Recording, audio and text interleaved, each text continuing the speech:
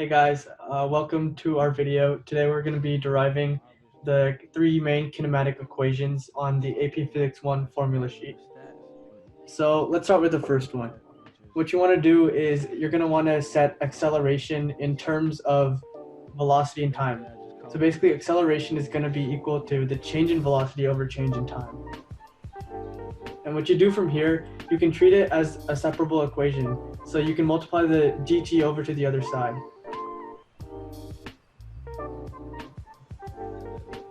And what you can do from here is you can integrate both sides. And for time, you can set it from 0 to 2. And for the velocity, you do the initial velocity to the final velocity. So from here, you just integrate that.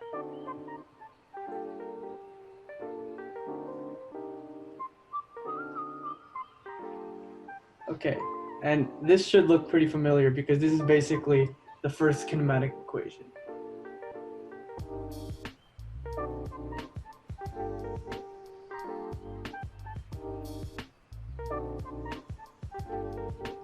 Okay, so for the second kinematics equation, what you want to do is you want to start with velocity and set it equal to the change in x over the change in time.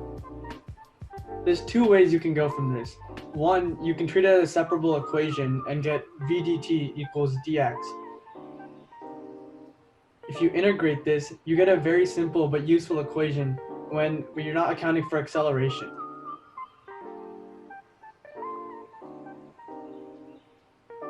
So that's one of the ways you can do this. Another way you can go is use the same thing, but you plug in our first kinematic equation in for v.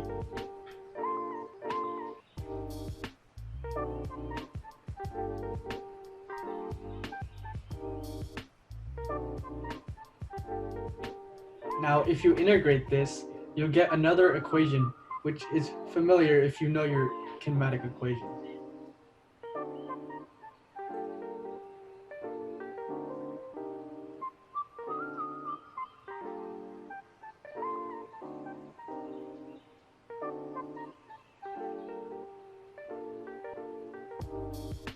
If you rearrange this, you'll see that this is equal to the second kinematic equation.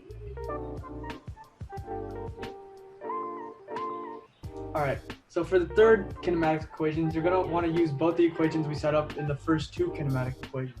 So you want to set A equal the change in velocity over the change in time, and velocity equals the change in position over change in time. And in both these equations, you can see there's a common variable of dt. So you can set them both equal to dt and set them equal to each other.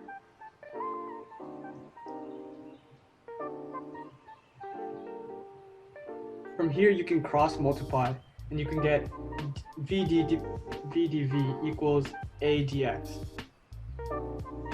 And then you can integrate this with the bounds from initial velocity to final velocity, and from initial position to final position.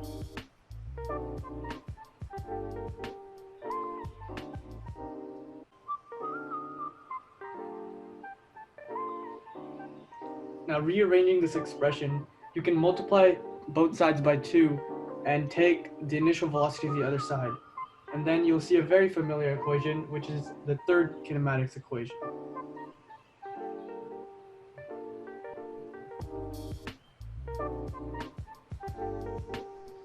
It's important to note here that there's no time variable in this equation, so this equation can be very powerful when you're doing calculations that don't include time. With this, we can conclude the three kinematics equations with just this bit of simple calculus. Thanks for watching.